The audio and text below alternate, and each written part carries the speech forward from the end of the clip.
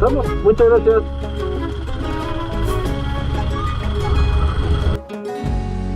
Y finalmente pasábamos el último control de gendarmería y continuaba así nuestro viaje a Uspallata.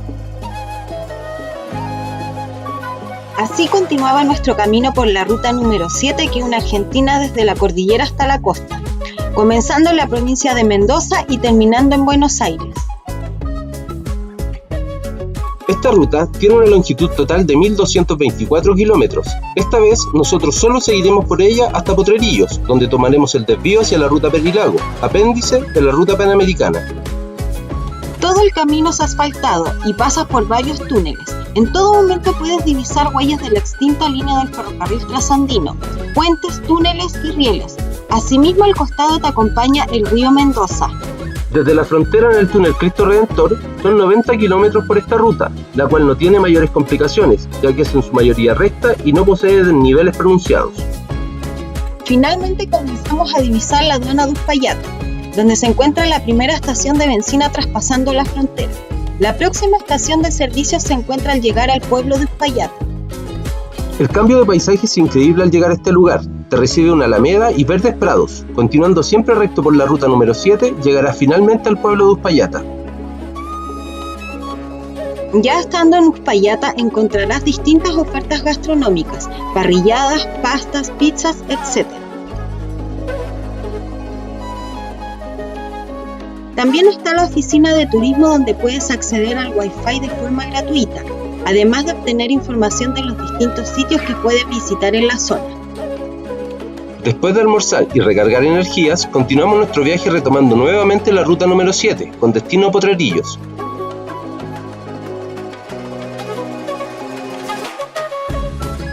Acá están las letras de Uspallata y un poco más adelante el puente ferroviario sobre el río Mendoza.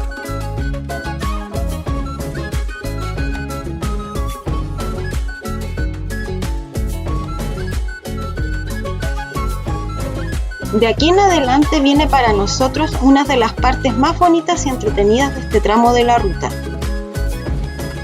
Una serie de túneles sucesivos decoran el camino, que acompaña el río que bordea las montañas.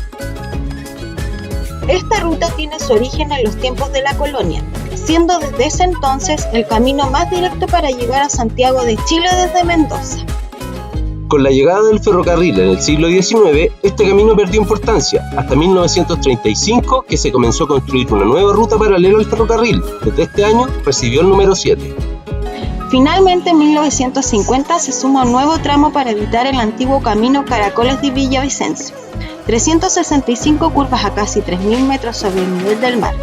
En 1971 finalmente llegó el pavimento hasta Uspallata, manteniendo su trazado hasta la actualidad. Al salir de Uspallata son 50 kilómetros hasta la próxima estación de servicios, en Potrerillos.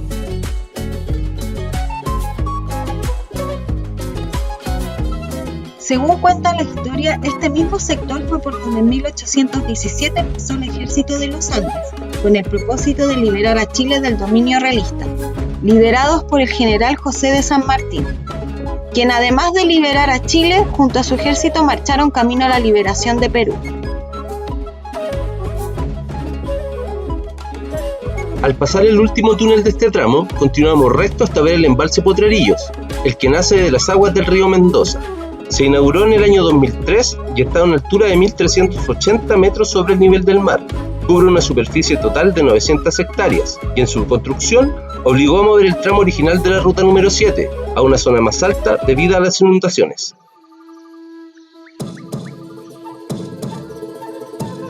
Al ver las letras que anuncian la llegada a Potrerillos, nosotros tomamos el desvío a la izquierda. Así podrás disfrutar de la ruta Perilago que bordea el embalse y te lleva también al camino interior para llegar a Mendoza.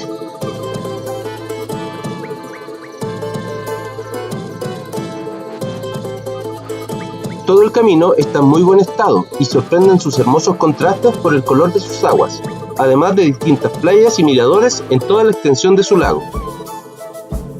En este punto tuvimos que hacer una parada obligatoria y disfrutar de las vistas del embalse.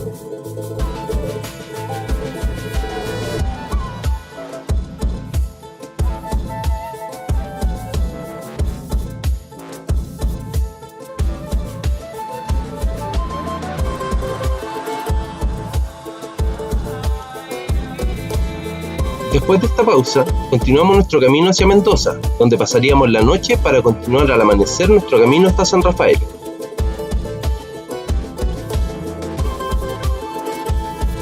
Siguiendo la ruta número 82, continuamos hasta el túnel del embalse con destino hacia Cachehue.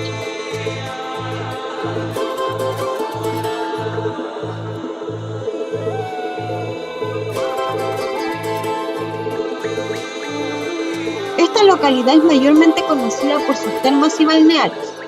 Este tramo también es acompañado por el río Mendoza a un costado.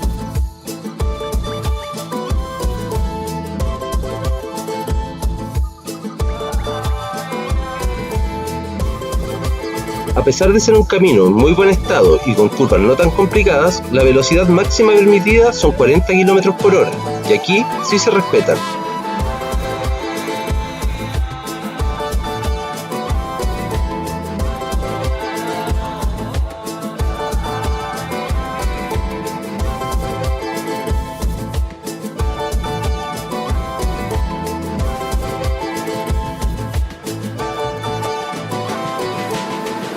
Después de pasar por distintos lugares, finalmente nos recibía Mendoza, donde podríamos descansar y cargar energías para continuar nuestra ruta.